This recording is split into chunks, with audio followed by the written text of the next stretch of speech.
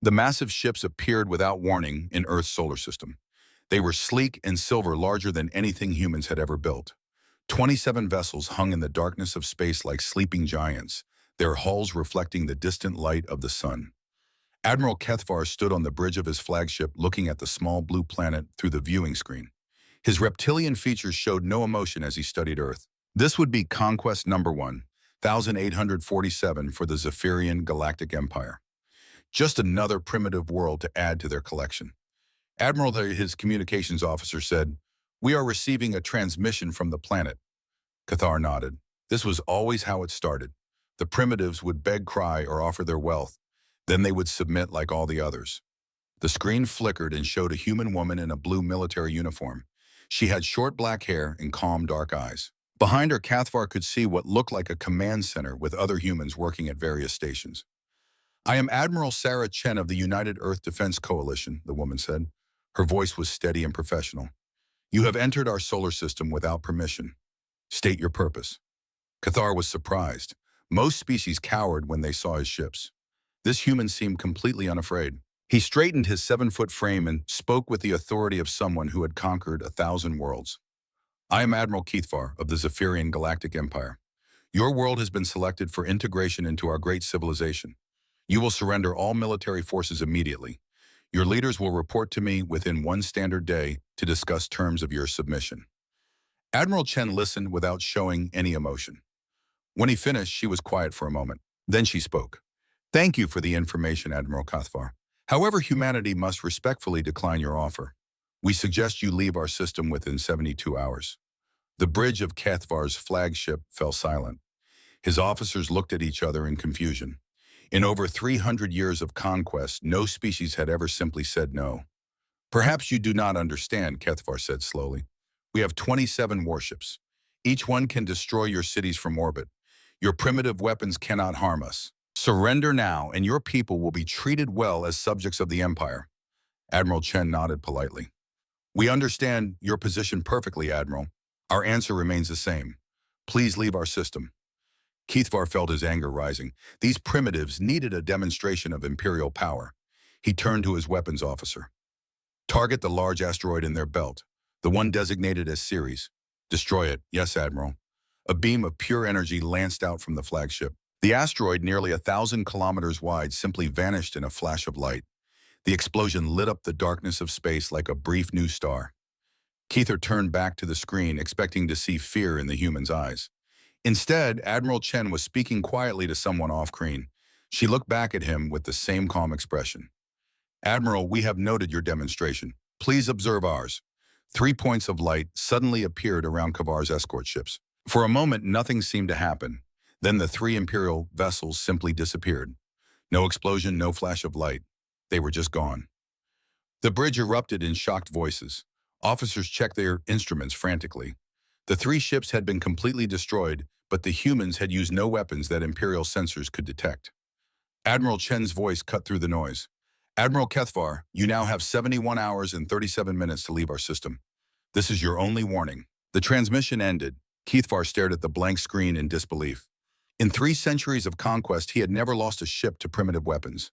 These humans had just destroyed 3 Imperial warships as easily as swatting insects. "Admiral," his science officer said in a shaky voice, "I'm reading massive energy signatures throughout their system. Whatever destroyed our ships, they have many more of them." Cathar looked at the blue planet again. It no longer seemed helpless and primitive. Something was very wrong here. He had conquered worlds with technology far more advanced than what Earth appeared to have. Yet somehow these humans had weapons that could destroy Imperial ships without even being detected. "Send a message to High Command," he ordered. "Request immediate backup. Full battle group." His communications officer hesitated. "Admiral, requesting backup for a primitive world will damage your reputation. The High Command expects easy conquests." Kethvar looked at the empty space where his 3 escort ships had been. "Send the message." While his crew worked frantically to understand what had happened, Admiral Chen sat in her command center deep inside Earth's moon. The facility was massive, built over 30 years in secret. Banks of computers processed information from sensors scattered throughout the solar system. Sarah said General Martinez walking up to her station. "And that was impressive, but, they'll be back with more ships." Admiral Chen nodded. "Of course they will. We've been preparing for this day for 27 years. Ever since we detected their expansion pattern, they think we're just another primitive world to conquer. She turned to look at the tactical display showing the Zephyrian fleet. They have no idea what humanity is capable of when we're threatened. They've spent centuries conquering species that gave up after the first show of force. They've never fought anyone who fights back. The asteroid belt weapons perform perfectly, reported Colonel Park from the weapons station. All 17 platforms are ready for the next engagement. Mars orbital defense is at full readiness, and the Luna facility is running at maximum capacity. Admiral Chen smiled grimly. Good. When they return, they'll bring more ships. They think overwhelming force is the answer to everything.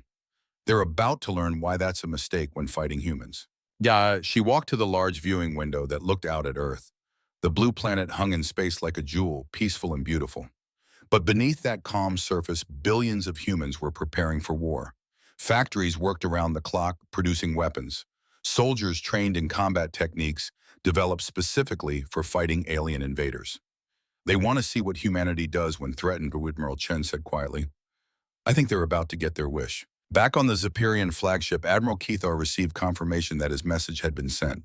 High Command was not pleased, but they were sending reinforcements. A full Imperial battle group would arrive within 10 standard days. As he watched the small blue planet, Kethar felt something he had not experienced in centuries of conquest. Uncertainty. These humans were different from every other species the Empire had encountered. They showed no fear, and their weapons were unlike anything in Imperial databases. Admiral, his intelligence officer, said, I've been analyzing the humans' transmission. There was something strange about the background. What do you mean the facility they were broadcasting from appears to be inside their moon? The construction would require massive industrial capability and decades of work. This suggests long-term planning specifically for military purposes. Kethar considered this information.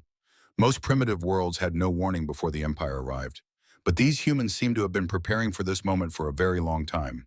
Continue monitoring their communications, he ordered. I want to know everything about these creatures before reinforcements arrive. As his ship drifted in the darkness of space, Admiral Kethar began to wonder if conquest number 108 or 47 would be as easy as all the others. Something told him it would not be. 10 days later, Admiral Kethar watched as the Imperial reinforcements arrived. 135 warships dropped out of hyperspace in perfect formation. The fleet was massive, 5 times larger than his original force. Surely this would be enough to crush these stubborn humans. Fleet Admiral Drexnor commanded the reinforcements from his enormous battleship. He was older than Kethar, with more scars on his reptilian hide from centuries of conquest. His reputation for crushing rebellious worlds was legendary throughout the Empire. Admiral Kethar, Drexler's voice boomed through the communication system. Explain to me how you lost 3 ships to primitives. Kethar chose his words carefully. Fleet Admiral, these humans are not typical primitives. They possess advanced E-weapons and show no fear of Imperial power. They have been preparing for our arrival for decades. Drexler laughed, a harsh sound that made his bridge crew nervous. Preparing what could primitives possibly prepare that would threaten the Imperial fleet? Have you grown soft during your years of easy conquest? Before Kethar could respond, his communications officer interrupted. Admirals, we are receiving a transmission from the human planet. Admiral Chen appeared on the screen again, still calm and professional. Behind her, the command center bustled with activity. She looked directly at Fleet Admiral Drexler. Fleet Admiral Drexler of the Imperial 4th Battle Group. She said, welcome to our solar system. Your reputation precedes you. We know of your conquest of the Centauri colonies in the Siege of New Titan. Drexler was surprised that these primitives knew his service record, but he quickly recovered. Then you know resistance is pointless. Surrender immediately or I will demonstrate why 100 worlds have fallen before me. Admiral Chen nodded politely. We have studied your tactical methods extensively, Fleet Admiral. Your preference for overwhelming frontal assault, your use of fear as a weapon, your habit of bombarding population centers to break enemy morale. Then you know you cannot win. Drex snarled. Actually, Admiral Chen said, we know exactly how to beat you. You see, Fleet Admiral, you have spent centuries fighting species that surrender when faced with superior numbers. You have never fought a species that treats warfare as evolution. The transmission ended before Drexler could respond. He stared at the blank screen in fury. These primitives dared to lecture him about warfare. All ships attack formation, he commanded. We will show these humans what happens to those who defy the Empire. The massive fleet moved toward Earth like a metallic storm. 135 warships spread out in the classic Imperial battle formation. It was a sight that had brought terror to 1,000 worlds. But as they approached the inner solar system, strange things began to happen. Ships on the fleet edges reported brief energy readings, then nothing. Several vessels simply vanished without sending distress calls.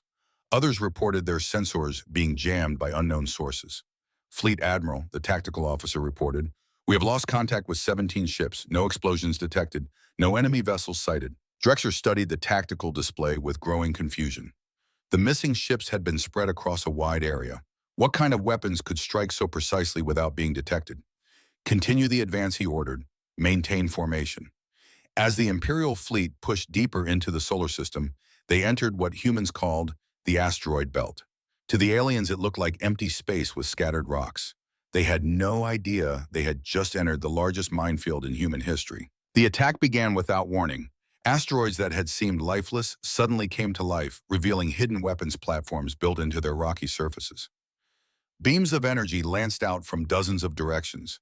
But these were not the weapons platforms that concerned Admiral Chen. Those were just the distraction. The real weapons were invisible, moving through space like ghosts. Human ships, small and fast, using stealth technology that made them nearly impossible to detect. Each one carried enough firepower to an Imperial cruiser. Enemy ships decloaking, shouted the Imperial sensor officer. 50, no 100. I count over 200 enemy vessels.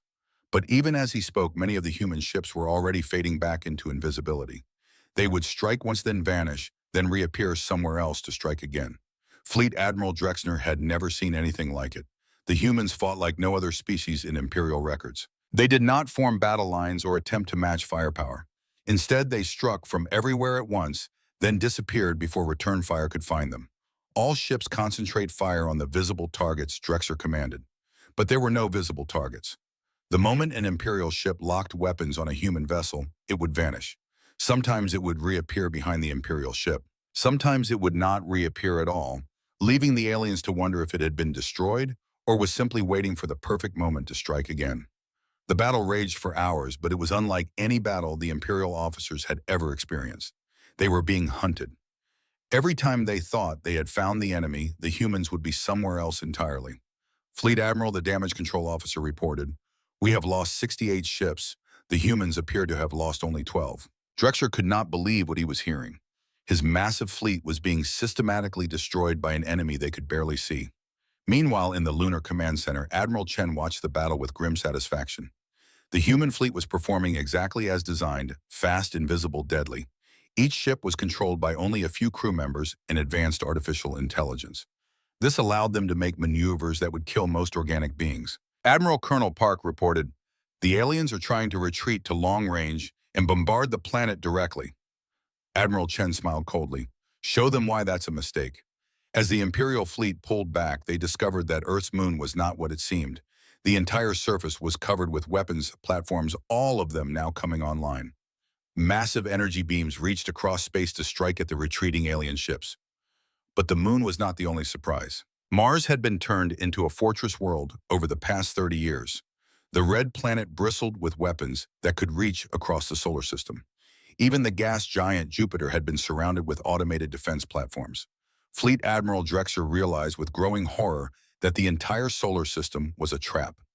Every planet, every moon, every large asteroid had been turned into a weapon. The humans had not just been preparing for war. They had turned their entire home system into the galaxy's largest military base. "Fleet Admiral," his communications officer said with a trembling voice. "Admiral Chen is transmitting again." The human admiral appeared on the screen, but now she was not alone. Behind her stood other humans in military uniforms, all of them watching the battle with calm professional interest. "Fleet Admiral Drexner," Admiral Chen said, "you have now lost 70% of your fleet. We suggest you withdraw immediately." "This is impossible," Drexler roared. "You are primitives. You cannot defeat the Imperial fleet." Admiral Chen's expression did not change. "Fleet Admiral, you made a fundamental error. You assumed that because we had not built a galactic empire, we did not understand warfare. The truth is, we understand it better than you do. You conquer through superior numbers and technology. We win through superior tactics and the will to fight." She paused, then continued in a voice that was completely calm but somehow terrifying. "You have seen what humanity does when we defend our home.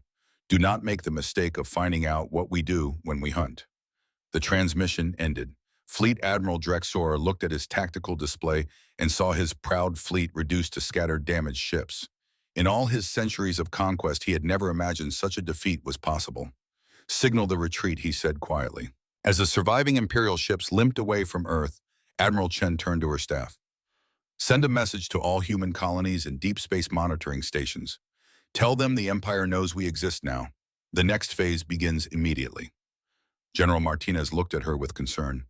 Sarah, they'll be back, and next time they'll bring their entire military. Admiral Chen nodded. I'm counting on it. We've shown them we can defend ourselves. Now we need to show them what happens when they threaten humanity's future. She looked out at the stars beyond Earth's atmosphere. Somewhere out there, the Zephyrian Empire controlled thousands of worlds and trillions of beings. They thought their size made them invincible. They were about to learn why size did not matter when fighting a species that had spent millions of years perfecting the art of bringing down creatures much larger than themselves. News of the defeat spread through Imperial space like wildfire. On 1,000 worlds, subject species whispered in dark corners about the humans who had bloodied the Empire's nose. For the first time in centuries, beings who had given up hope began to dream of freedom again. Emperor Zexthal sat on his crystal throne in the heart of the Imperial capital, reading reports that made his blood run cold. Fleet Admiral Drexor had limped back to Imperial space with barely 30 ships from his fleet of 135. The humans had not just won, they had made it look easy. Your Imperial Majesty, his military advisor said carefully, perhaps we should reconsider our approach to this human world. No species has ever inflicted such casualties on Imperial forces. Emperor Zexithal's eyes blazed with fury. He was 12 feet tall, covered in golden scales, and had ruled the Empire for over 200 years. No primitive world would be allowed to make him look weak. No, the Emperor said, his voice echoing through the throne room. If we allow one world to defy us, others will follow. The Empire rules through fear. If that fear is broken, we lose everything.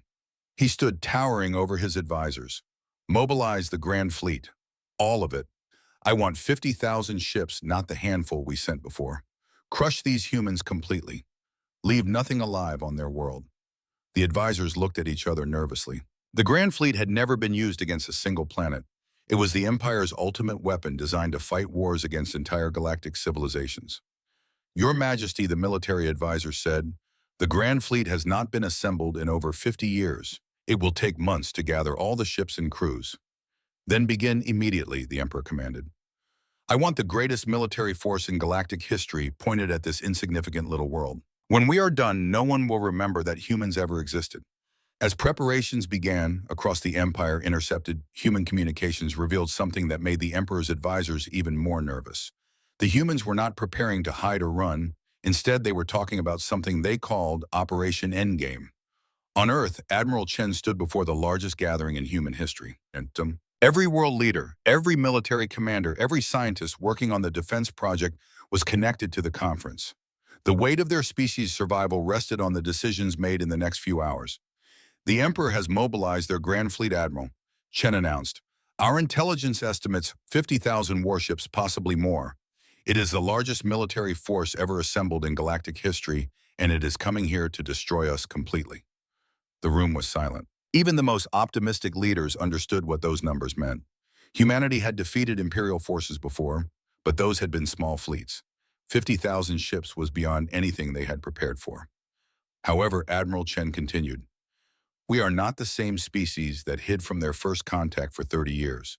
We've been preparing for exactly this moment. Every human colony, every space station, every deep space facility has been working toward one goal, showing the galaxy what happens when you threaten our home. She activated a holographic display that showed the entire solar system. But it was not the solar system that the Empire had seen before. Hidden shipyards around Jupiter revealed themselves, showing massive construction projects that had been kept secret for decades. Mars opened up to reveal underground factories the size of continents. Even Earth's moon split open to show the true size of humanity's military base. Ladies and gentlemen, Admiral Chen said, I present Operation Endgame. For 30 years, we have been reverse engineering every piece of Imperial technology we could find. We have studied their tactics, their weaknesses, their psychology. We have built a fleet designed specifically to fight the Zephyrian Empire. The display showed human ships unlike any that had fought in the previous battles. These were not the small, fast vessels that had harassed Imperial forces. These were massive warships, each one incorporating technology from a dozen different alien civilizations, all improved with human innovation and human determination. "How many ships?" asked General Martinez. Admiral Chen smiled grimly. 15,000 combat vessels, another 10,000 support ships, plus automated defense platforms, mobile weapons platforms, and the most advanced artificial intelligence network ever created. The room erupted in excited voices. President Williams of the North American Union raised her hand for quiet. "Admiral, can 25,000 ships really stand against 50,000 Imperial warships?" Admiral Chen's expression became deadly serious. "Madame President, you are thinking like the Empire does. You are counting ships and comparing numbers. The Empire has spent centuries conquering through superior technology and overwhelming force. They have never fought a species that makes warfare into an art form." She walked to the holographic display and pointed to a section showing human fleet formations. "The Empire builds their ships for intimidation and firepower. We build ours for killing Imperial ships. The Empire crews their vessels with millions of beings who surrender when things go badly. We crew ours with humans who would rather die than give up. The Empire fights to conquer. We fight to survive." She turned back to face the assembled leaders. "But most importantly, the Empire has never fought an enemy that adapts in real time. Every battle they have ever fought has followed the same pattern. Show up with bigger guns, demand surrender. Crush any resistance. They have no experience with an enemy that learns from every engagement and implements improvements mid-battle." Admiral Chen activated another display showing human manufacturing capabilities. "Our ships are designed to be rebuilt and upgraded rapidly. Our weapons can be modified between battles. Our tactics change based on what we learn about the enemy. When the Empire sends 50,000 ships against us, they will be fighting the same way they always have. We will be fighting in ways they cannot imagine." She paused, looking around the room at the faces of humanity's leaders. "There is something else. Our psychological warfare division has been studying Imperial communications for years. The Empire rules through fear, but that also makes them vulnerable to fear. They have never faced an enemy that refuses to be intimidated. They have no idea how to handle opponents who fight back harder when threatened." General Martinez stood up. "Admiral, what happens if we lose? What happens to the human colonies, to Earth, to everything we have built?" Admiral Chen was quiet for a moment. When she spoke, her voice carried the weight of absolute determination. "General, we are not going to lose. The Empire thinks they are hunters coming after prey. They are about to discover that they are prey coming within reach of hunters. Humanity evolved as persistence predators. We are the species that chased mammoths across continents until they died of exhaustion. We are the species that turned warfare into science, art, and philosophy all at once." She looked out through the viewport at the stars beyond Earth. "The Empire has never fought humans before. They are about to learn what that means." As the meeting broke up, Admiral Chen walked to her private office. On her desk was a message from deep space monitoring stations. The Imperial Grand Fleet had begun moving. 53,000 ships, the largest military force in galactic history, was heading toward Earth. Admiral Chen smiled coldly and opened a communication channel to every human military facility in the solar system. "All stations, this is Admiral Chen. Operation Endgame is now active. The Empire wants to see what humanity does when our backs are against the wall. I think it's time we showed them." Across the solar system, human ships began emerging from hidden facilities. Weapons platforms that had been disguised as asteroids came online. Defense networks that had been built in secret began their final preparations. But in her heart, Admiral Chen knew that ships and weapons were not what would win this war. What would win it was something the Empire could not understand and could not fight: the absolute refusal of humanity to give up. The Empire was coming to destroy them. Humanity was waiting to teach them why that was impossible. The Imperial Grand Fleet arrived at the edge of Earth's solar system like a metallic storm cloud. 53,000 warships stretched across space in a formation so large that it took light several minutes to travel from one end to the other. At the center of this massive armada was the Emperor's personal flagship, a vessel the size of a small moon. Emperor Zexitzel stood in his command chamber watching the small blue planet through a viewing screen that showed magnified images from across the fleet. This time there would be no negotiations, no demonstrations of power. This time the humans would simply be erased from existence. "Your Imperial Majesty," his fleet commander reported, "all ships are in position. Long-range sensors show significant human activity throughout their system, but nothing that could threaten a fleet of this size." The Emperor nodded. The humans had surprised them before with their tricks and traps, but no primitive world could stand against the combined might of the entire Imperial military. Begin the advance, he commanded. Destroy everything in this system. I want every planet, every moon, every asteroid reduced to dust. Asterisk, leave nothing that could harbor human life. The massive fleet began moving toward Earth in perfect formation. It was a sight that had never been seen before in galactic history. The combined military power of an empire that controlled half the galaxy, all focused on destroying one small world. But as they moved deeper into the solar system, Admiral Chen watched their approach from her command center inside Earth's moon. Around her, thousands of human officers worked at stations that controlled the most advanced military network ever created. She had spent 30 years preparing for this moment. Admiral Colonel Park reported, the Imperial fleet is maintaining standard formation. They are not attempting to adapt their approach based on our previous engagements. Admiral Chen nodded. This was exactly what she had expected. The Empire had won every battle for centuries using overwhelming force. They had no experience with enemies who forced them to change their tactics. All ships. This is Admiral Chen, she announced over the fleet communication network. The Empire has brought everything they have to destroy us. They think their numbers make them invincible. Today we show them why humans never give up. Throughout the solar system, human ships began moving into position. But these were not the same vessels that had fought in the previous battles. These were warships built specifically to kill Imperial vessels, incorporating 30 years of study into alien technology and weaknesses. The first engagement began at the outer edge of the asteroid belt. Imperial ships detected what appeared to be a small human fleet and moved to destroy it. But as they closed in, the human ships began to change. Modular sections detached and recombined in different configurations. Single ships became multiple smaller vessels. Large vessels combined to form massive weapons platforms. What are they doing? The Imperial fleet commander asked as he watched human ships transform in real time. Unknown, sir, his tactical officer replied. Their vessels appear to be completely modular. They can adapt their configuration based on the tactical situation. But that was only the beginning of the surprises waiting for the Imperial fleet. As the battle developed, they discovered that human ships fought in ways that violated every rule of space warfare. They used their own damaged vessels as guided weapons, ramming them into Imperial ships at incredible speeds. They coordinated attacks across impossible distances with perfect timing. Most disturbing of all, they seemed to have no concept of acceptable losses.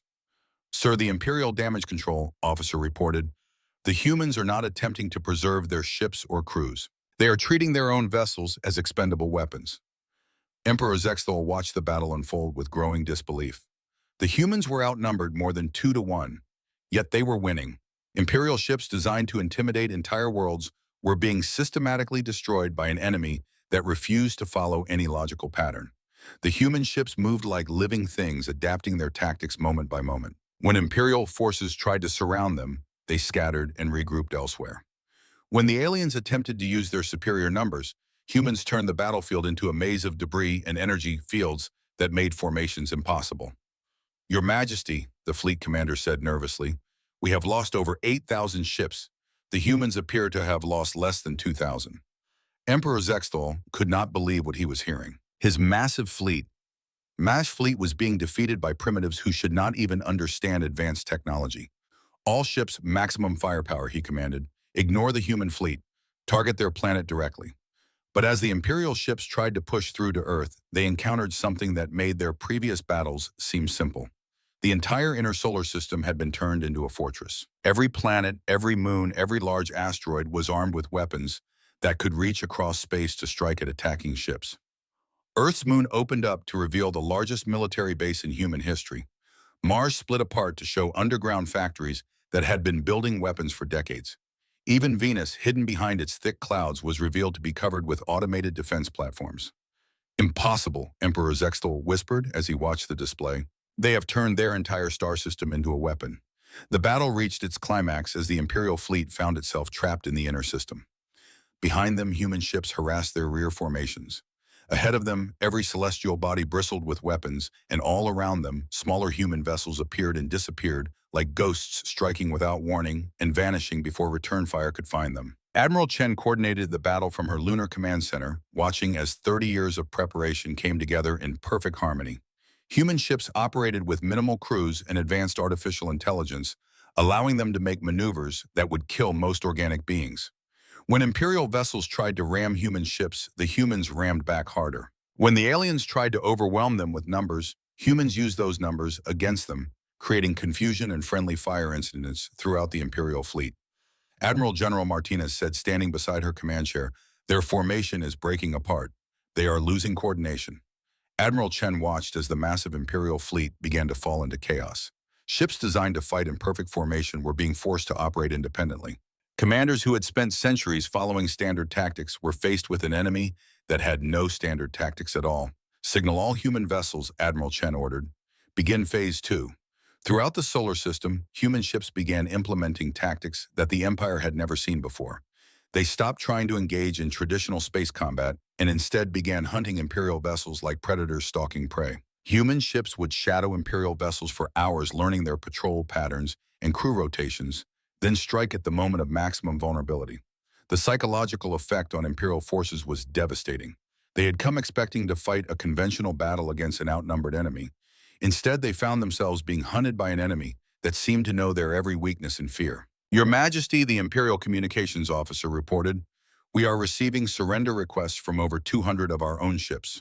Many commanders are requesting permission to withdraw." Emperor Zexthal stared at the tactical display in disbelief. His grand fleet, the pride of the Empire, was falling apart. Worse intelligence reports were coming in from across Imperial space. News of the battle had spread, and subject worlds were beginning to rebel. "Sir," his intelligence advisor said quietly, "we are receiving reports of uprisings on 17 Imperial worlds. The subject species believe that if humans can defeat us, they can achieve freedom as well." For the first time in his long reign, Emperor Zexthal faced the possibility of complete defeat. The empire he had built through fear and intimidation was crumbling because one small world had refused to be intimidated. As the battle raged around Earth, Admiral Chen received a priority message from deep space monitoring stations. Human colonies throughout the galaxy were reporting the same thing. Imperial forces were beginning to withdraw from frontier worlds to reinforce the core systems. Admiral Colonel Park said, "We are winning. The Empire is pulling back their forces throughout the galaxy." Admiral Chen looked at the tactical displays showing the remains of the Imperial Grand Fleet. Less than 15,000 ships remained operational, and many of those were badly damaged. The largest military force in galactic history had been broken by human determination and human ingenuity. But she knew the real victory was not just military. For the first time in centuries, species throughout the galaxy were seeing that the Empire could be defeated. The psychological foundation of Imperial rule was cracking. "Open a channel to the Imperial flagship," she ordered. Emperor Zexthal's image appeared on the screen, his golden scales dulled with defeat. Emperor Admiral Chen said, "Your Grand Fleet is defeated. You have a choice. Withdraw now or watch it be destroyed completely." The Emperor looked at her with eyes full of rage and disbelief. "This is impossible," he said. "You are primitives. You cannot defeat the Empire." Emperor Zexthal sat in his throne room, staring at reports that would have been unthinkable just weeks before. His Grand Fleet had limped back to Imperial space with fewer than 12,000 ships. More than 40,000 of the finest warships in galactic history had been destroyed or crippled by a single primitive world. But the military defeat was only the beginning of his problems. Across the Empire, subject worlds were rising in rebellion. Species that had been crushed centuries ago were suddenly finding the courage to fight back. The impossible victory of humanity had shattered the myth of Imperial invincibility. "Your Imperial Majesty," his intelligence minister reported, "we now have active rebellions on over 300 worlds. The subject species believe that if humans can defeat us, they can win their freedom as well." The Emperor closed his eyes. In 200 years of rule, he had never faced a crisis like this. The Empire had been built on fear, and that fear was evaporating like mist in sunlight. "What do our spies report about human capabilities?" he asked. The intelligence minister hesitated. "Your Majesty, our analysis suggests that humanity has been reverse engineering Imperial technology at an unprecedented rate. Their shipyards are producing vessels that incorporate the best features of dozens of different species, all improved with human innovations." "How long before their technology surpasses ours?" "Conservative estimates suggest 5 years, Your Majesty. Optimistic projections give us perhaps 3 years before human ships are superior to ours in every category." Emperor Zexthal felt a chill run down his spine. In 5 years, these impossible humans would have technology that surpassed the Empire's. In 10 years, they might have a fleet capable of threatening the Imperial capital itself. Summon the War Council, he commanded. We must decide how to deal with this threat before it grows beyond our ability to contain. But before the War Council could convene, something unprecedented happened. Every communication system in the Imperial Palace activated at once. Screens throughout the building displayed the same image. Admiral Sarah Chen sitting calmly in her lunar command center. Citizens of the Zarian Empire. Admiral Chen said, her voice carrying across the capital city into every world in Imperial space. I am Admiral Sarah Chen of the United Earth Defense Coalition. I have a message for your leaders. Emperor Zexthal watched in horror as his own communication networks were used against him. The humans had not just defeated his fleet, they had penetrated the most secure systems in the Empire. Admiral Chen continued speaking, her voice calm and professional. For centuries, your empire has conquered worlds through intimidation and overwhelming force. You have enslaved species, destroyed civilizations, and spread fear throughout the galaxy. Today that ends? She paused, looking directly at the camera, as if she could see Emperor Stol in his throne room. Emperor Zexthal, humanity hereby delivers an ultimatum to the Zaharian Empire. You have 30 standard days to comply with the following terms. First, you will immediately cease all expansion activities and release all species conquered in the past 50 years. Second, you will withdraw Imperial forces to your original territory and dissolve all occupation governments. Third, you will pay reparations to every world you have damaged. The throne room fell silent. Emperor Zexthal could not believe what he was hearing. A primitive world was dictating terms to the Empire. Admiral Chen's voice continued, carrying a note of cold certainty. If you refuse these terms, humanity will bring the war to Imperial space. And I promise you, Emperor, we fight very differently when we are the hunters instead of the prey. To demonstrate their reach, Admiral Chen activated a tactical display that showed the location of every major Imperial world. As she spoke, dots of light appeared around 12 different planets, including the Imperial capital itself. As you can see, Admiral Chen said, human ships are already in position throughout your territory. We have been studying your defenses for years. We know where your shipyards are located, where your supply lines run, which worlds are critical to your economy. The dots of light faded, but the message was clear. Nowhere in the Empire was truly safe. You have 30 days, Admiral Chen repeated. Use them wisely. The transmission ended, leaving Emperor Zexthal staring at a blank screen. In his throne room, advisors looked at each other with barely concealed panic. The impossible had happened. The Empire was being threatened by a species they had tried to conquer. Your Majesty, his military advisor said carefully, the human ships that appeared around our worlds, they were only detected for moments before vanishing. Our defenses could not track them. Emperor Zexthal realized the terrible truth. The humans had not just defeated his grand fleet. They had been preparing for this moment for decades, studying Imperial weaknesses and building the tools needed to destroy his empire. Over the following days, reports poured in from across Imperial space. Human ships appeared without warning around critical facilities, scanned defensive positions, then vanished before Imperial forces could respond. The message was clear. Humanity could strike anywhere, anytime. But the psychological warfare was even more effective than the military demonstrations.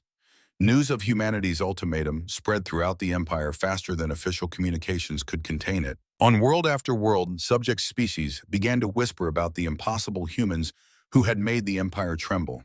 Your Majesty, the governor of the Riel sector reported, we are losing control. The subject species are openly discussing rebellion. Our own forces are questioning whether the Empire can protect them from human retaliation. Emperor Zexthal walked to the great window of his throne room and looked out at the Imperial capital. For 2 centuries, this world had been the center of the greatest empire in galactic history. Now it felt like a target waiting for human weapons to find it.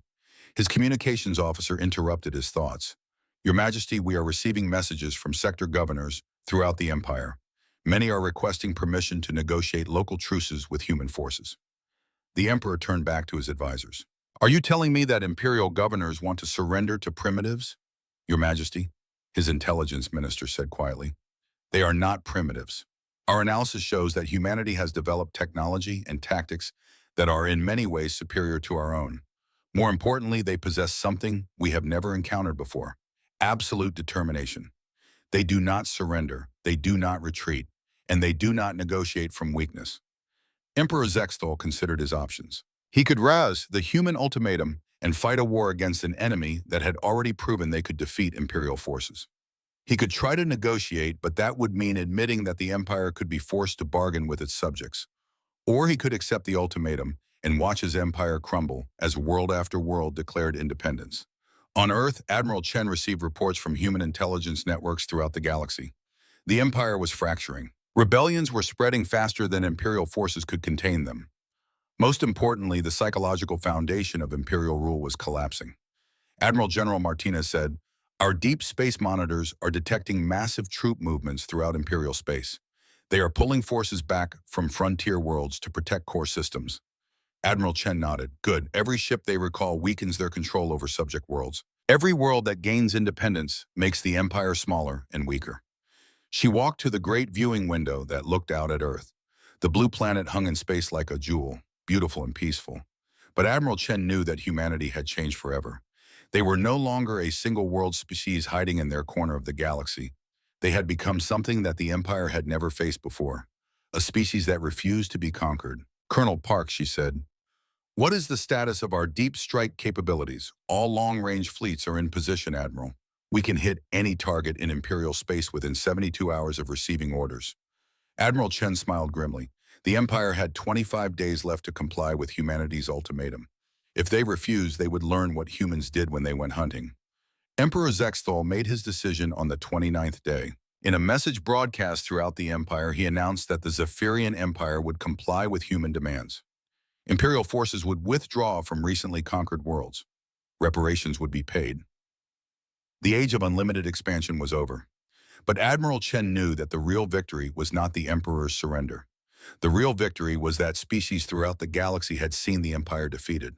They had seen that even the greatest military force in galactic history could be beaten by determination, ingenuity, and the absolute refusal to give up.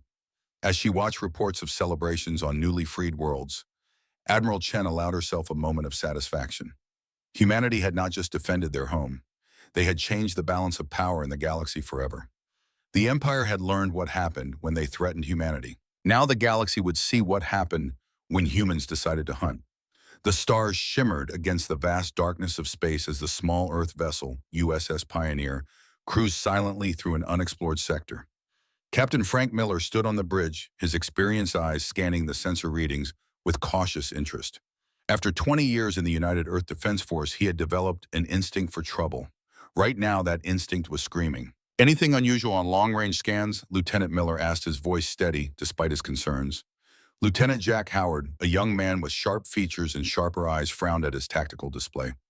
"Nothing concrete, sir, but there's some strange energy fluctuations about 500,000 kilometers to starboard." Miller nodded, running a hand through his graying hair. The Pioneer wasn't built for combat. As a reconnaissance vessel, its job was to observe record and report back. If they encountered anything hostile, their only real option was to run. "Communications Officer Green, status report on our transmissions back to Earth." Samantha Green turned from her console, tucking a strand of blonde hair behind her ear. "All data packets from the past week have been successfully transmitted. Sir, Earth received and acknowledged our last report 6 hours ago." "Good. Maintain regular communication protocols, but prepare an emergency channel just in case." The bridge fell quiet as everyone continued their work. The Pioneer had been mapping this region for 3 weeks now, farther from Earth than any human vessel had ventured before. Their mission was simple: scout the edges of what humans called the Orion Arm, looking for habitable planets' resources and any signs of intelligent life. No one expected to actually find that last item so quickly. Captain Howard's voice cut through the silence. "Multiple objects just appeared on our scans. They're big, sir, and they're moving fast directly toward us." Miller leaned forward. "Show me." The main view screen flickered to life, displaying several massive shapes moving in perfect formation. They were sleek, their hulls covered in what looked like overlapping scales of some dark reflective material. The largest was at least 30 times the size of the Pioneer. "Are they artificial?" Miller asked, though he already knew the answer, Doctor. Lisa Warren, the ship's chief scientist, nodded slowly. "Those are ships, Captain. Definitely not natural objects." "First contact," someone whispered. Miller straightened his uniform. Humanity had prepared for this moment for generations. Communications broadcast, first contact protocol alpha, all languages, all frequencies. "Broadcasting, sir." Green confirmed, her fingers flying over her console. Minutes passed with no response. The alien vessels continued their approach now. Close enough, the details of their strange design were becoming visible. "They're scanning us," Howard reported, his voice tense. "Very powerful scans. They're cutting right through our shields." Miller frowned. Not the friendliest of greetings. Any response to our broadcasts? Nothing, sir. The captain made a decision. Navigator Martinez plot us a course out of here. Maximum speed. Let's not assume. His order was cut short as the ship suddenly shuddered violently. Warning lights flashed across every console on the bridge. We're caught in some kind of energy field, Engineer Alan Boyd shouted from the engineering station. Our engines are offline. Weapon systems powering up on the lead vessel. Howard reported, his voice tight with urgency. Miller's mind raced. Green emergency transmission to Earth now. Send everything we have on these ships and our coordinates. Samantha nodded grimly and began the transmission as the rest of the crew braced for whatever was coming. Message away, sir. But I don't know if she was interrupted as her console sparked and went dark. They're jamming us. The alien ships now surrounded the Pioneer, dwarfing the human vessel. A strange blue light engulfed them, and the ship systems began shutting down one by one. Captain, they're pulling us toward the largest vessel, Martinez reported, desperately trying to regain control of the navigation systems. Miller stood tall, facing the view screen. All crew prepare for boarding. This is not a combat situation. I repeat, this is not a combat situation. We are representatives of Earth, and we will act accordingly. As systems failed throughout the ship, emergency lights bathed the bridge in an eerie red glow. Miller turned to his crew, faces he'd come to know and trust over many missions. Whatever happens next, remember your training. We're making history today. Let's make sure it's the right kind. The ship shuddered again as it was drawn into what appeared to be a massive hangar bay. Through the view screen, they could see strange armored figures lining up in formation. They look military, Howard observed quietly. Stay calm, Miller ordered. No sudden movements when they come aboard. They didn't have to wait long. A loud hissing sound came from the main airlock, followed by the groan of metal as something forced the doors open. Despite the lockdown protocols, tall figures in sleek armor poured onto the ship. They moved with precision that spoke of long experience, securing areas with practiced efficiency. Their helmets concealed any features, but their bodies were clearly humanoid, though taller and more slender than the average human. When they reached the bridge, the crew stood their ground as ordered. The aliens surrounded them, weapons raised, devices that hummed with an energy none of them recognized. One alien stepped forward, taller than the rest. It removed its helmet, revealing a face that was both familiar and utterly alien. The skin was pale blue and hairless, with large, multifaceted eyes that shimmered with an inner light. When it spoke, the sound was like nothing they had ever heard. Clicks and whistles that no human throat could produce. A device on the alien's wrist glowed, and suddenly words in rough English filled the bridge. Primitive vessel, you have entered territory claimed by the galactic hegemony. Your species is unknown to us. You will be contained and studied. Captain Miller stepped forward, hands open in a universal gesture of peace. I am Captain Frank Miller of the United Earth Defense Force, vessel USS Pioneer. We are on a peaceful mission of exploration. We mean no harm and would welcome. The alien made a sharp gesture, and Miller found himself unable to speak, held in place by some invisible force. Your cooperation is not requested, the alien said. It is required. The crew was efficiently separated and removed from the bridge. As they were led away, Samantha Green caught the captain's eye and gave a barely perceptible nod. The emergency signal had gotten through. Earth knew they were here. Earth knew what had happened. As they were marched through the massive alien vessel, Dr. Warren made mental notes of everything she saw. Lieutenant Howard cataloged their captors' weapons and tactical formations. Engineer Boyd studied the technology around them with careful eyes. Navigator Martinez mapped their path through the enormous ship. None of them spoke. None of them resisted, but all of them observed. Back on Earth, thousands of light years away, an alarm sounded in the headquarters of the United Earth Defense Force. Fleet Admiral Gary Peterson was awakened from a rare moment of sleep. He read the fragmentary, airy message from the Pioneer, saw the images of the alien armada, and closed his eyes briefly. Then he reached for the secure communication panel beside his bed. This is Peterson. Authentication code Alpha Tango 77. Romeo, initiate Operation Vanguard. This is not a drill. Across Earth, solar system hidden shipyards suddenly blazed with activity. Vessels that had been constructed in secret over decades began powering up their systems. Crews who had trained for this moment their entire careers rushed to their stations. The aliens who had captured the Pioneer believed they had encountered a primitive species taking its first tentative steps into space. They had no way of knowing that humans never sent their best ships first. They never revealed their true capabilities to the unknown. The Pioneer was just a scout, and now the fleet was coming. The holding cell was small and bare, with nothing but a hard surface that might generously be called a bed. Jack Howard sat with his back against the wall, eyes closed but mind racing. It had been 3 days since their capture. Based on his internal clock, 3 days of separation from his crew, periodic interrogations and careful observation, the aliens who called themselves the Varaxians clearly thought humans were primitive. Jack intended to let them keep thinking that the door to his cell slid open with a soft hiss. 2 Varaxian guards entered, their scaled armor gleaming under the harsh lights. Between them stood a slender figure in what appeared to be a scientific outfit rather than military gear. Up one guard ordered through his translation device.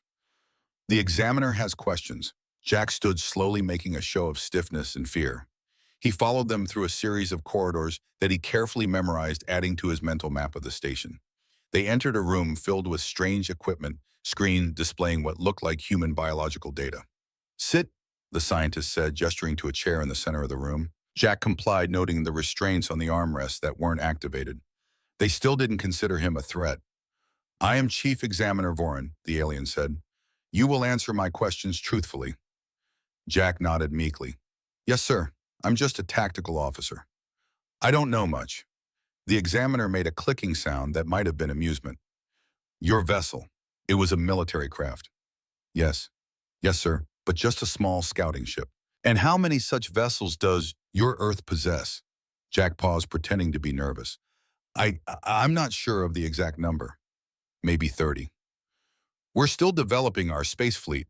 Vorin made a note on a floating screen. "Your weapon systems were minimal." "Yes, sir. Just defensive measures. We're peaceful explorers. And yet, you have a military rank." Jack shrugged. "Earth combines its exploration and defense forces. It's more efficient for a small operation like ours." The questioning continued. For hours, Jack fed the aliens a careful mixture of truth, lies, and misunderstandings. Yes, Earth had faster-than-light capabilities, but only recently developed. Yes, they had weapon systems, but nothing that could threaten the mighty hegemony. No, they had no allies among the stars. They had only just begun exploring beyond their solar system. All the while, Jack absorbed every detail about his captors, the hierarchy, the technology, the guards' rotation patterns. Everything could be useful. 2 levels below, Dr. Lisa Warren was having a very different experience. The aliens were fascinated by human biology, particularly the adaptability that seemed unique among species they had encountered. "Your cellular regeneration rate is remarkable," said the alien scientist, studying her latest test results, "and your neuroplasticity suggests an unusual capacity for learning." Lisa said nothing, watching as they analyzed blood samples and tissue regeneration rates. They spoke freely around her, clearly not considering that she might understand their discussions. But Lisa had always had a gift for languages, and after days of listening to their translator devices, she was beginning to recognize patterns in their natural speech. "The Command Council meeting is scheduled for the next cycle," one scientist said to another. "Admiral Zether will present findings on the human vessel. Will they decide on the exploration mission to the human homeworld? It seems likely, a small fleet only. The humans pose no significant threat." Lisa kept her expression neutral, but her mind was working rapidly. A planned expedition to Earth. This was critical information that needed to get back home somehow. Anywhere. Another section of the station engineer, Alan Boyd, was making progress of his own. Left alone in his cell with what the aliens considered primitive tools to keep him occupied. Apparently, they thought humans needed constant stimulation. Boyd had been systematically examining the cell's systems. The Varaxians used a crystalline technology for their control systems, something similar to theories Earth scientists had been developing. Boyd had spent his life understanding how things worked in alien technology, while Advance still followed logical principles. He had discovered a small access panel near the waste reclamation unit. The aliens likely never imagined a primitive human would recognize it as a control node, let alone understand how to manipulate it. Boyd carefully inserted a modified tool into the panel. If his calculations were correct, this should create a temporary fluctuation in the security field. Not enough to escape, but enough to send a pulse through the system that navigator Amy Martinez might detect from her cell. It was how they had planned to communicate during their last moments together on the Pioneer. Simple pulses and patterns that only the crew would recognize as meaningful. In the command center of the station, Admiral Zethar reviewed the reports on the human captives with growing satisfaction. These creatures were physically resilient, but technologically primitive. Their ship had offered little resistance, and their weapon systems were almost laughable to the hegemony standards. The human homeworld Earth, they call it, appears to be ripe for expansion, he said to his officers. Their technology suggests they've only recently achieved interstellar travel. They will have no defense against even a modest fleet. A junior officer approached with a data crystal. Admiral, the xenobiologist, Dr. Theok, requests your attention on a matter regarding the humans. Zethar took the crystal with annoyance, another concern from our cautious doctor. What is it this time? He reviewed the data quickly, his annoyance growing. Doctor had prepared a lengthy analysis suggesting that human cognitive patterns showed unusual adaptability and problem-solving capabilities that might indicate hidden potential. Theoretical concerns. Zethar dismissed, handing the crystal back. The fact remains, their vessel fell to us within moments. Prepare a briefing for the Hegemony Council. I will recommend a small fleet be dispatched to this Earth to establish our dominance and begin the assimilation process. Yes, Admiral, the officer acknowledged, though his expression betrayed a hint of concern. Dr. Theosk was known for his insight into new species. Back on Earth, activity had reached a fever pitch. The fragmentary distress call from the Pioneer had triggered humanity's long-prepared contingency plans. Deep within a mountain complex in North America, Fleet Admiral Gary Peterson stood before a room filled with ship commanders, each face grim with determination. Ladies and gentlemen, Peterson began, his voice echoing in the silent chamber. For decades, we have prepared for this moment. First contact has occurred, but not as we hoped. The Pioneer has been taken by what appears to be a hostile force calling itself the Galactic Hegemony. He activated a holographic display showing the alien vessels captured in the Pioneer's final transmission. Captain Miller and his crew are prisoners, but they are also our eyes behind enemy lines. We believe they're still alive, and we intend to keep them that way. Peterson touched a control, and the display changed to show a massive fleet of ships, Earth ships hidden throughout the solar system. Operation Vanguard is now active. The UEEDF flagship Retribution will lead the first wave. Captain Diane Foster, you have tactical command of the rescue operation. A tall woman with dark skin and determined eyes stood. Yes, Admiral, the Retribution is ready. We can deploy within 12 hours. Good. Your mission is twofold. Rescue our people and make it abundantly clear to this hegemony that humanity is not to be trifled with. Peterson looked around the room. We have hidden our true capabilities for precisely this scenario. These aliens believe they've captured a primitive scout ship. They have no idea what's coming for them. As the meeting concluded, Peterson moved to a private communication terminal. A message was waiting. The Pioneer's communication officer, Samantha Green, had managed to establish a quantum entanglement connection through a hidden device the aliens had not detected. The message was brief but crucial. Hegemony planning Earth expedition. Crew gathering intel. Send help, but be warned, they are numerous. Peterson allowed himself a small smile. Miller and his crew were doing exactly what they had been trained to do. Now it was time for Earth to do its part. The Hegemony had no idea they had just kicked a hornet's nest. They thought they had captured a simple scout vessel. They were about to learn it was only the beginning. Deep within Earth's orbit, hidden behind the moon, a massive ship floated silently in space. The UEDF Retribution was unlike anything humans had publicly acknowledged building. At nearly 2 kilometers long, its sleek hull was covered with advanced armor that absorbed light rather than reflected it, making it almost invisible to standard sensors. On the bridge, Captain Diane Foster stood with her hands clasped behind her back, watching as her crew prepared for humanity's first interstellar war mission. She was 45 years old, with short, gray-streaked hair and eyes that had seen enough combat on Earth to know what was coming. Status report, she ordered, her voice calm, despite the weight of responsibility she carried. Her second-in-command, Commander Paul Wilson, responded promptly. All systems green, Captain. The fleet is reporting ready status. 120 ships awaiting your command. Foster nodded. 120 warships that the rest of humanity didn't know existed. For decades, Earth had been building in secret, preparing for this exact scenario. Resources that could have gone to solving problems on Earth had instead been funneled into creating a fleet capable of defending the planet from exactly the kind of threat they now faced. Communications patched me through to Admiral Peterson. A moment later, the Admiral's face appeared on the main screen. Captain Foster, I take it you are ready to proceed. Yes, sir. The fleet is prepared to move out on your order. Peterson's expression was grim. We've received additional communications from the Pioneer crew. The alien force, this galactic hegemony, is preparing to send ships to Earth. We need to intercept them before they reach our solar system and demonstrate that humanity is not the easy target they believe us to be. Understood, sir. And the YA rescue operation proceeds as planned. Your primary mission is to recover our people. Your secondary mission is to make it abundantly clear that attacking Earth would be a costly mistake. Foster allowed herself a small smile. That should not be difficult, sir. Good hunting, Captain. Earth is counting on you. The screen went dark and Foster turned to her crew. You heard the Admiral. Let's go get our people back. Navigation, set course for the coordinates provided by the Pioneer.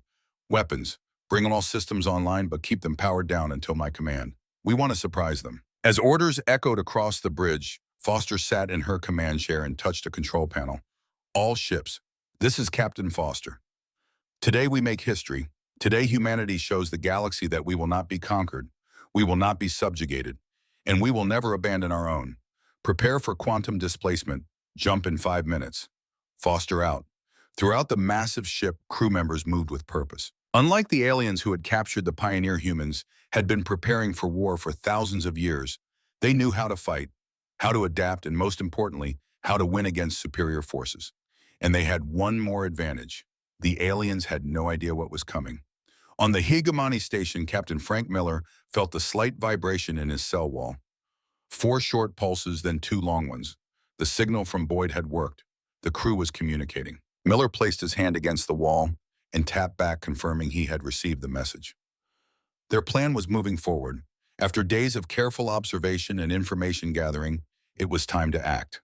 The door to his cell slid open and 2 guards entered. The Admiral wishes to speak with you, one said through its translator. Miller nodded and stood, allowing himself to be led through the station's corridors. This was unexpected but potentially useful. Any direct contact with the alien leadership was an opportunity to gather more intelligence.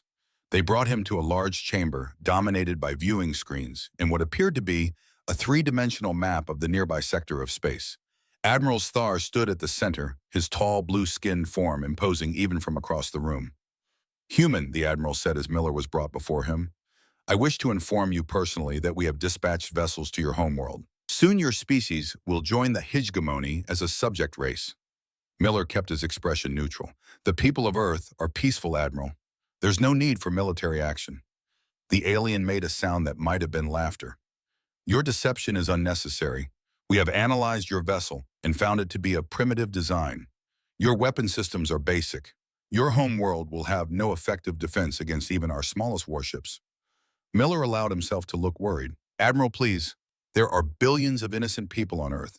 They will be treated fairly as long as they accept hegemony rules, Zethar said dismissively. Your species has potential as a labor force. Those who resist will be dealt with appropriately. As the Admiral spoke, Miller noticed something on one of the screens behind him. A sensor reading showing unusual energy signatures at the edge of the system. His heart raced. Asterisk. Could it be return him to his cell? Zethar ordered. We will collect the rest of your crew when the subjugation of your world begins. You will witness the beginning of a new era for your species. As the guards led Miller away, he fought to keep the hope from showing on his face. Those energy signatures could only mean one thing. Earth had received their message. The fleet was coming. In her laboratory cell, Dr. Lisa Warren had made a discovery. The sample of her blood the aliens had taken was reacting strangely with their testing equipment. Something about human biology was confusing their sensors. She watched as the alien scientists argued among themselves, their clicks and whistles becoming more agitated. Their translation devices were off, but Lisa had learned enough of their language to understand the basics. They were concerned about human immune systems, specifically how quickly they adapted to new pathogens. One scientist seemed particularly worried that humans might be resistant to their standard control methods. A loud alarm suddenly blared throughout the station. The scientists rushed to a communication panel, and Lisa strained to hear their conversation. Her blood ran cold at what she managed to translate. Multiple unknown vessels and massive energy signatures not in the database. The Earth fleet had arrived. In the engineering section, Alan Boyd felt the change in the station's power systems immediately. Emergency protocols were activating, drawing power from non-essential systems, including the security fields in the yaw detention area. This was their chance. He quickly accessed the panel he had been secretly modifying and sent a surge through the system, overloading the already strained security network. His cell door's lock failed with a soft click. Boyd pushed it open carefully, checking for guards. The corridor was empty. The aliens too busy responding to whatever emergency had triggered the alarms. He moved quickly to the next cell where he knew Navigator Amy Martinez was being held. Within minutes, he had her door open as well. "What's happening?" she whispered as they moved through the corridor. "I'm not sure," Boyd replied, "but I think our ride is here on the bridge of the Retribution." Captain Foster watched as the fleet emerged from quantum displacement, appearing seemingly out of nowhere just outside the Hegemony Station's sensor range. All ships accounted for, Captain reported her tactical officer. "No detection from enemy forces yet." Foster nodded. "Good.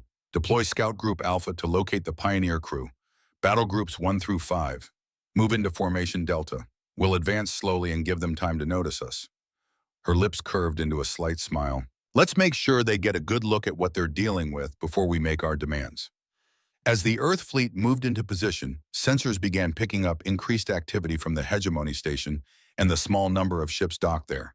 "They've spotted us, Captain," the tactical officer reported. "They're powering up weapons and shields." "Hold position," Foster ordered. "Open a channel. Let's introduce ourselves."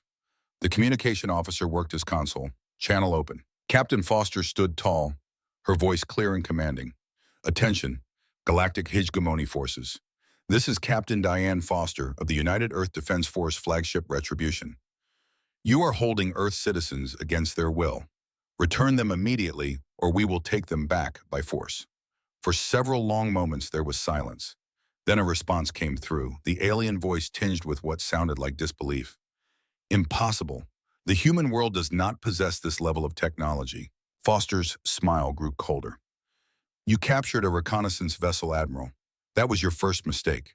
Preparing to attack Earth would have been your last. You have 1 hour to return our people. After that, we will retrieve them ourselves." As she ended the transmission, Foster turned to her tactical officer. "Show them what we're capable of. Target that small moon with the graviton cannon. Low power." "Yes, Captain." Outside, a beam of concentrated energy shot from the Retribution, striking a small uninhabited moon in the distance. The celestial body shuddered, then broke apart into perfectly even sections that slowly drifted away from each other. "Message sent," Foster said quietly. "Now we wait." On the Hegemony Station, Admiral Zethar stared at the sensor readings in stunned silence. The human fleet was larger and more powerful than anything they had anticipated. And that weapon, nothing in the Hegemony arsenal could match it. For the first time in his long career, the Admiral felt something unfamiliar. Fear. Admiral Zethar paced the command center, his composure cracking with each new report. The human fleet wasn't just large. It was technologically advanced beyond what should have been possible for a species that had only recently achieved interstellar travel. "How did we miss this?" he demanded, slamming his fist onto a control panel. Their reconnaissance vessel showed nothing of this capability. His second-in-command, a veteran officer named Krelvo, spoke carefully. "Admire, it appears the humans deliberately sent an outdated vessel as their first contact ship. They were testing us," the Admiral hissed in anger. On the main display, the human fleet held position in perfect formation. 120 warships, each bristling with weapons. The Hegemony sensors couldn't even properly classify, and at the center, their flagship, a vessel nearly as large as a Hegemony cruiser. "Status of our defense fleet," Zethar asked. "The 7th Battle Group is 16 hours away at maximum speed," Krelvos reported. "We currently have only 3 patrol vessels in the station's defenses." The Admiral closed his multifaceted eyes briefly. 3 patrol ships against that human armada was suicide. But he had his pride, his position, his duty to the hegemony. "Prepare battle stations. We will not surrender to a species we only discovered days ago." As his officers rushed to comply, a junior communications officer approached nervously. "Admiral, we've lost contact with the detention level 4. Security reports. The human prisoners are escaping." Jack Howard moved silently through the corridor, 2 stolen Varaxian energy weapons tucked into his belt. Behind him followed Samantha Green and 3 other crew members they had managed to free. "Status," he whispered into a small communication device Boyd had assembled from parts of their cell control panels. Boyd's voice came through softly. "We've secured access to level 3. Martinez has located what looks like a shuttle bay. Still working on finding the captain." "Good, Dr. Warren. I'm accessing their data networks now," Warren's voice replied. "Their systems are in chaos. The Earth fleet has them in complete disarray." Jack smiled grimly. "Keep moving. Remember, we need to secure a communication hub. Captain Miller needs to speak directly with our fleet." They rounded a corner and came face to face with a group of Varaxian guards. Without hesitation, Jack dropped to one knee and fired. The alien weapon discharged with surprising force, sending a pulse of energy that knocked the first guard off his feet. The humans moved with practiced efficiency. They had spent years training for combat situations, even the scientists among them. The Varaxians, used to dealing with already subjugated species, weren't prepared for the aggressive counterattack. Within moments, the guards were down, and the humans were moving again deeper into the station. On the bridge of the Retribution, Captain Foster watched the tactical display with narrowed eyes. "Any response to our message?" "Nothing official," her communications officer replied. "But we're picking up increased chatter and energy readings. They're mobilizing their defenses." Foster nodded as expected. "They're too proud to give in without at least a token resistance." She turned to her tactical officer. "Status of Scout Group Alpha. They've breached the station's outer defenses. No resistance yet. I think we caught them completely by surprise." "Good." Foster stood and straightened her uniform. "Launch fighters, I want a full perimeter around that station. Bumlojan, if any of their ships try to escape, disable them but do not destroy unless absolutely necessary." She walked to the main viewport, watching a smaller craft launch from the Earth vessel streaking toward the Hegemony station. She had hoped the aliens would see reason and return the Pioneer crew peacefully, but she had been prepared for this outcome. "Captain," the communications officer called out, "we're receiving a transmission from inside the station. It's using Pioneer communication protocols." Foster spun around. "Put it through." The screen flickered, showing a human face. Lieutenant Howard, looking bruised but determined. "Retribution. This is Lieutenant Howard of the USS Pioneer. We've broken out and secured a communication hub. Captain Miller is leading another group to the main hangar." Lieutenant Foster replied, and relief evident in her voice. "Good to see you alive. What's your situation?" "We're scattered throughout the station. 22 of our 24 crew accounted for. The aliens are in disarray, but they're starting to organize a response. We need extraction, and soon." "Understood. We have teams incoming. Hold your position." And Howard suddenly looked off screen, his expression changing. "They've found us. We need to move. Sending you station schematics now. Miller is headed for Hangar Bay 3. The transmission cut off abruptly. Foster turned to her crew. "You heard him. Direct the extraction teams to Hangar Bay 3 and get me those schematics." Frank Miller pressed his back against the wall, peering around the corner toward the Hangar Bay entrance. Two guards stood watch, unaware of the humans approaching from behind. On 3, he whispered to the small group with him. 1, 2, 3. They rushed forward, taking down the guards before they could sound an alarm. Miller quickly accessed the door controls, thanking the universe that Dr. Warren had decoded enough of the alien control systems to give them access. The hangar bay doors slid open, revealing a large chamber filled with various craft. Miller recognized them as short-range shuttles perfect for their needs. "Boyd," he called softly. "Can you fly one of these things?" The engineer examined the nearest shuttle with professional interest. "The controls are different, but the principles should be similar. Get me inside and I'll figure it out." As they moved toward the shuttle, a loud alarm blared throughout the hangar. Doors at the far end slid open and a squad of heavily armed Varaxians poured through. "Take cover!" Miller shouted, diving behind a cargo container as energy blasts scorched the air around them. In the command center, Admiral Zethar watched with growing fury as reports of human resistance came in from all over the station. How had they coordinated so effectively? How had they overwhelmed his trained guards? "Admiral," his tactical officer reported, "the human vessels have launched fighters. They're surrounding the station." Zethar knew he was out of options. The reinforcements were too far away, and his current forces were no match for the human fleet, but he would not surrender. Not personally. "Prepare my shuttle," he ordered, "and send all available forces to Hangar Bay 3. The human captain is trying to escape with his crew. I will deal with him myself." In Earth orbit, Fleet Admiral Peterson watched the live feed from the Retribution with grim satisfaction. The operation was proceeding as planned. The Hegemony forces were outmatched, and the rescue teams were already on their way to recover the Pioneer crew. But Peterson knew this was just the beginning. The galactic hegemony was vast. According to the intelligence they had gathered, this confrontation was a small skirmish compared to what might come if the aliens decided to commit their full forces against Earth. He touched a communication panel. "Captain Foster, status update." Foster's voice came through clearly. "Extraction in progress, Admiral. Minimal resistance so far. The hegemony forces appear to be in disarray." "Good. Remember, we want to demonstrate our capability without unnecessary destruction. This is about rescuing our people and establishing a clear boundary. We don't want a prolonged conflict if it can be avoided." "Understood, sir. Though from what we're seeing, they don't seem like the type to back down easily." Peterson frowned. "Then make sure they understand the cost of continuing this fight. You have authorization to use whatever force is necessary to bring our people home." As the communication ended, Peterson looked out at the stars visible from his office window. Humanity had hoped for peaceful first contact, had prepared for it for generations. But they had also prepared for this outcome, a hostile alien force that saw them as easy prey.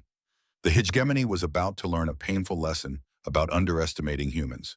In Hangar Bay 3, the firefight intensified. Miller and his crew had taken cover behind various cargo containers and equipment, returning fire whenever possible. Boyd and Martinez had reached the shuttle and were working frantically to get its systems online. Captain Boyd called out, "I've got it. Systems are powering up." Miller nodded, turning to the rest of his crew. "Fall back to the shuttle. Cover each other." As they began their fighting retreat, a new group of Viraxians entered the hangar, led by a familiar blue-skinned figure. Admiral Zethar had arrived, his tall form unmistakable even from a distance. He carried what appeared to be a ceremonial weapon, its surface glowing with energy. "Miller," the Admiral's voice boomed across the hangar, "you will not escape. Your fleet cannot save you." Miller turned to his crew. "Get to the shuttle. I'll handle this." The captain stepped out from behind cover, his stolen Viraxian weapon trained on the Admiral. "It's over, Zethar. Look around you. Your station is compromised. Your force is outmatched. Earth is not what you thought it was." The Admiral's multifaceted eyes narrowed. "This changes nothing. The hegemony spans thousands of worlds. Your fleet is impressive, but it cannot stand against our full might." Miller smiled coldly. "That's where you work wrong.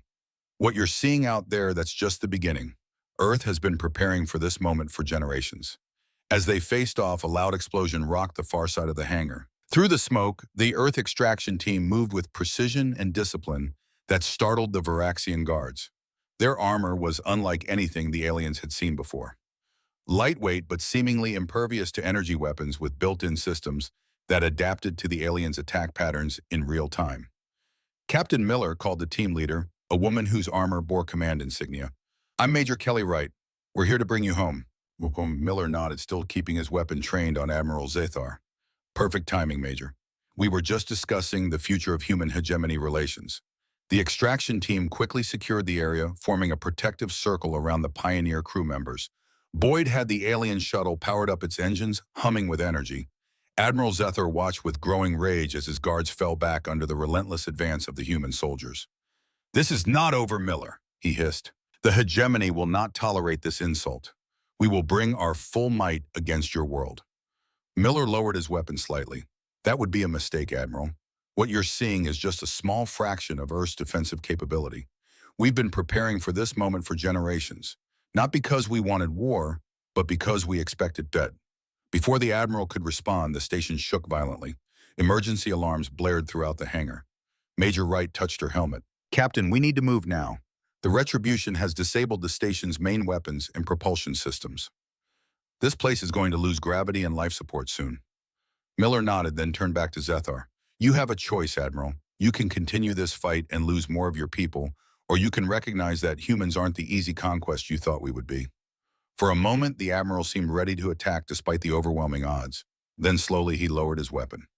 "This confrontation is postponed, human, but the Hegemony Council will hear of this, and they will not be as reasonable as I am." Miller backed toward the extraction team. "Tell your council that Earth is open to peaceful relations, but we will not be subjugated. Remember what you saw here today." As the humans boarded the shuttles, both their own and the commandeered alien craft, Admiral Zethar watched with burning eyes. His career was likely over after this failure. But he had learned something valuable about these humans. They were not what the hegemony was used to dealing with. They were something new and dangerous. The shuttle streaked away from the disabled hegemony station, escorted by Earth fighter craft. Inside the lead shuttle, Captain Miller sat beside Major E. Wright, watching through a viewport as they approached the Earth fleet. "Quite a sight, isn't it?" Wright said, nodding toward the massive ships. Miller nodded, still processing the scale of what he was seeing. "All this time I knew Earth was preparing, but this Operation Vanguard has been in development for 50 years, Wright explained. "Ever since our first deep space probes detected alien transmissions, we hoped for peace but prepared for war." As they approached the Retribution, Miller was struck by its size and design. Unlike the bulky hegemony vessels, Earth ships were sleek and angular, designed for speed and maneuverability, as well as firepower. "Captain Foster is waiting to debrief you," Wright continued. "Your crew performed exceptionally, sir. The intelligence you gathered will be invaluable." Miller smiled tiredly. "They're the best, each one of them." The shuttle docked smoothly in one of the Retribution's massive hangar bays. As the Pioneer crew disembarked, they were greeted by medical teams and an honor guard. At the center stood Captain Diane Foster, her uniform crisp and her expression respectful. "Captain Miller," she said, extending her hand, "welcome aboard the Retribution. Earth has been waiting for your return." Miller shook her hand firmly. "Thank you, Captain. I see Earth has been busy while we were away." Foster smiled. "Very busy. And thanks to the data your communications officer managed to transmit, we'll be even better prepared for what comes next." 3 days later, a formal meeting took place aboard the Retribution. The Hegemony had sent representatives, not Admiral Zethar, who had been recalled, but a diplomatic team led by a senior member of their council.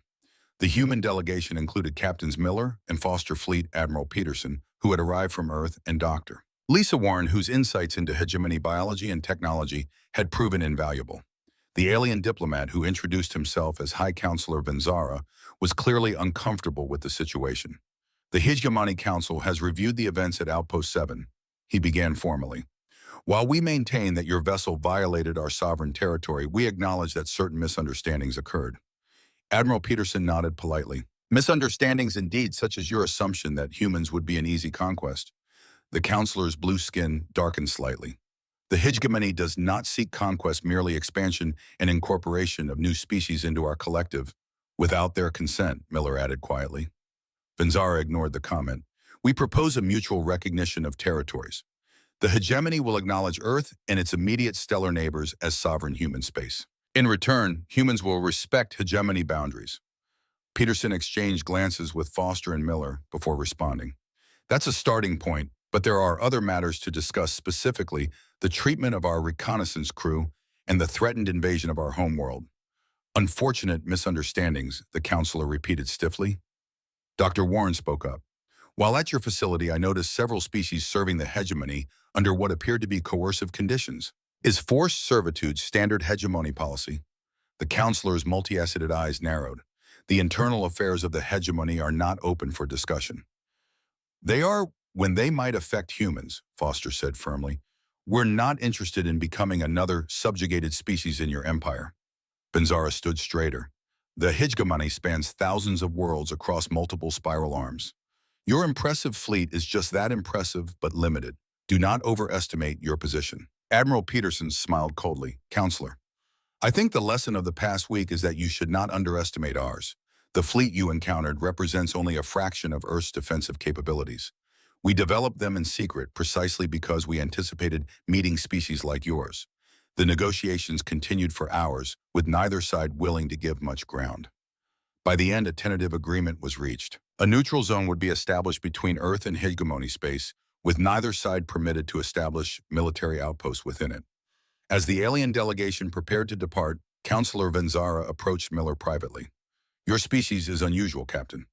Most newly discovered races are eager to join the hegemony for protection and technological benefits." Miller looked the alien directly in his strange eyes. "Humans prefer to stand on their own, Counselor, and we don't respond well to threats." "So we have learned," the counselor replied. "But remember this, you have surprised the hegemony once. It will not happen again."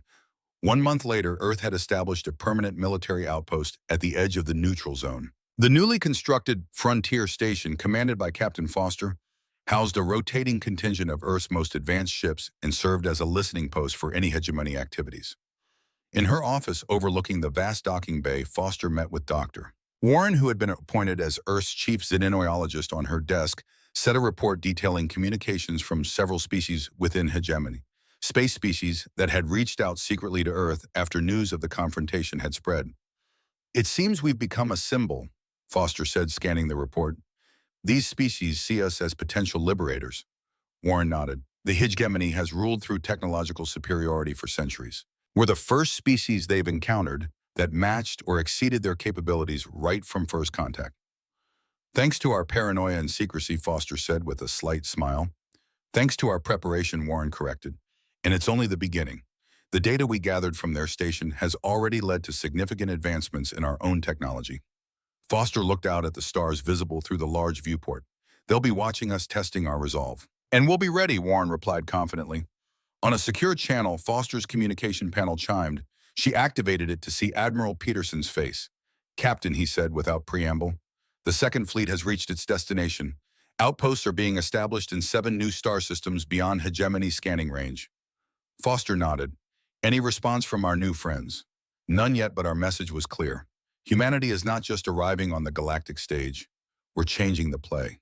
The hegemony thought they captured a simple reconnaissance vessel. Instead, they woke a sleeping giant. As the communication ended, Foster turned back to the viewport. Out there among the countless stars, a new chapter in human history was being written. The galactic hegemony had thought they found an easy conquest. Instead, they had found humanity adaptable, resourceful, and ready for whatever the universe might throw at them. The fleet had arrived, and it was here to stay.